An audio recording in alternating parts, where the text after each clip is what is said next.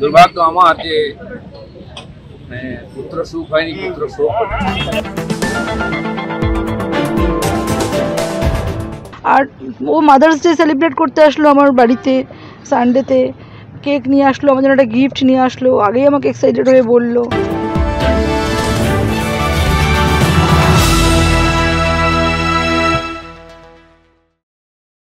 মাতৃদিবসে মায়ের জন্য উপহার পাঠিয়েছিলেন সৃঞ্জয়।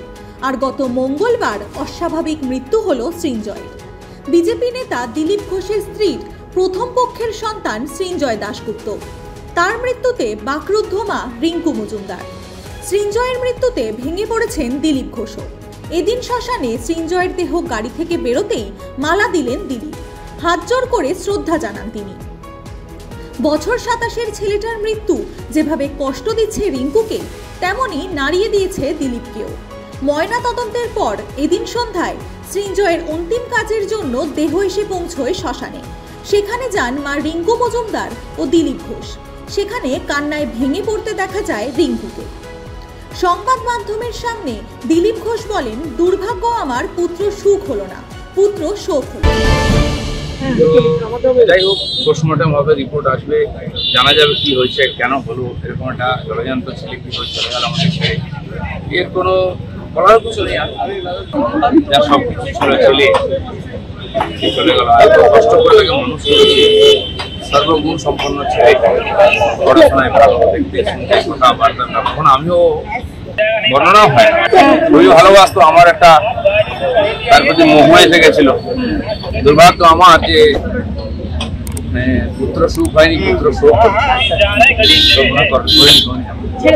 অন্যদিকে পুত্রহারা রিঙ্কু জানান, মাদার্স ডে উপলক্ষে তার জন্য কেক নিয়ে গিয়েছিলেন সৃঞ্জয়, উপহারও দিয়েছিলেন গত রবিবার।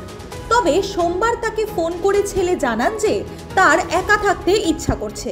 ওর অফিসের দুজন কলিগ ছিল, একজন রাতে 10টায় এসেছিল, একজন রাতে 3টে এসেছিল।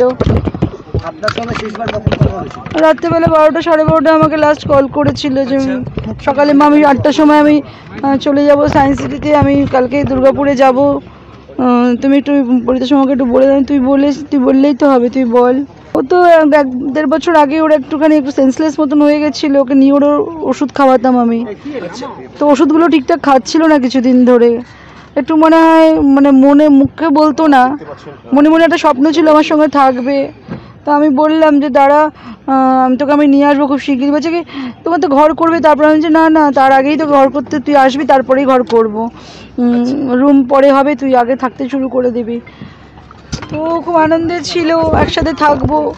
আমিও 2-3 দিন ধরে আমার ঘুম হয়নি, কেন জানি না, আমারও মনে হচ্ছিলো ছেলেটা খাওয়া দাওয়া করছিল না। আমার খুব আমিও খুব টেনশনে ছিলাম যে আমি এখানে রান্নাবান্না করছি, আমার ছেলেটা ওখানে রান্নার লোক এসে ঘুরে চলে যাচ্ছে, কখনো বন্ধুর ফ্ল্যাটে থাকছে, একটু আপসেট থাকতো, মন খারাপ হয়ে যাচ্ছিল একটুখানি। আমাকে সেটা বুঝতে দেয়নি, কিন্তু আমি বুঝতে পারছিলাম খাওয়া দাওয়া করছিল না, কুক এসে বেল মেরে চলে যাচ্ছে, রান্না করতে পারছে না, ঘুম থেকে উঠেই অফিসে দৌড়চ্ছে, অফিস থেকে হ্যাঁ খেয়ে নেবো, অফিসে গিয়ে কিছু খেয়ে নেবো, হ্যাঁ এটা খেয়েছি ওটা খেয়েছি। আমি বুঝতে পারছিলাম যে খাওয়া দাওয়া ঠিকঠাক হচ্ছে না। আমি না সবে ডিসাইড করেছিলাম যে আমি আজকেই ওনাকে বলবো, কালকে রাতে একটু কথা বলতে চাইছিলাম ওনার সাথে। তো আর দেখলাম যে উনি একটু উনিও বেরিয়েছিলেন। তারপর আমি এটাই ভেবেছিলাম ওনাকে আজকেই বলতাম আমি, দেখো আমি ছেলেকে আমি এখানে নিয়ে আসবো, নাহলে আমাকে ছেলের সঙ্গে থাকতে হবে, নাহলে ছেলেকে এখানে নিয়ে আসতে হবে। ওর একদিন কথাবার্তা হচ্ছিল, বললো দেখো যদি বাইরে চাকরি করতে চলে যেত, একটু ওকে অ্যাকামস্টেন্স হতে, তো ও তো নিজেই বলছে যে আমার এখানে বাড়িঘর আছে, আমি এখানে কী করে থাকবো। আসলে আমাদের রুমের প্রবলেম ছিল, তো আমি ওটাই ভাবছিলাম যে ছেলের না ঠিক যত্ন হচ্ছে না, হয়তো আমাকে বুঝতে দিচ্ছে না, মনটা তো আপসেট, ওটা না চঞ্চলের মাইন্ডটা ঠিকঠাক ছিল না। আমি 3-4 দিন ধরে মা, তো আমি ভীষণ বুঝতে পারতাম। আর ও মাদার্স ডে সেলিব্রেট করতে আসলো আমার বাড়িতে সানডেতে, কেক নিয়ে আসলো, আমার জন্য একটা গিফট নিয়ে আসলো, আগেই আমাকে এক্সাইটেড হয়ে বললো।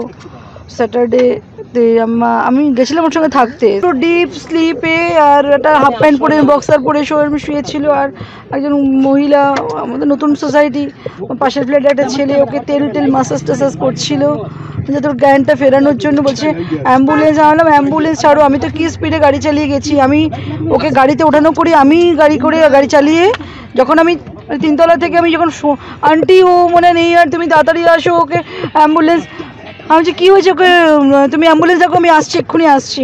আমি তো লাফি পাগলের মতন দোতলা থেকে গাড়ির চাবি আর পার্সটা নিয়ে কি স্পিডে গেলাম। তখন উনি বললেন একজনকে, তুমি যাও তো ম্যাডামের সাথে। আমি কারোর দিকে তাকাইনি, মানে আমার শাশুড়ি মা ঘরে আরও মানে দোতলায় ছিল, আমি কারোর দিকে না তাকিয়ে আমি সিঁড়ি দিয়ে নেমে রুমে ঢুকে চাবি নিয়ে আবার বেরিয়ে গাড়ি স্টার্ট করে আসলাম। বাড়িতে এসে বললাম অ্যাম্বুলেন্স কখন আসছে, 15-20 মিনিট, ওইসব না করে গাড়িতে আবার সবাই ধরাধরি করে সিঁড়ি দিয়ে নামালো দোতলা থেকে, গাড়ির পেছনে বসালো, দুজন বসলো, আমি চালিয়ে সামনে একজন বসলো, আমি নিয়ে ওইওতে গেলাম।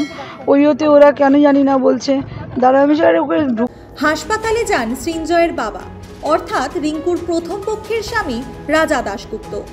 পুত্রশোকে বিহ্বল ওই পৌর সেভাবে কোনো মন্তব্য করেনি।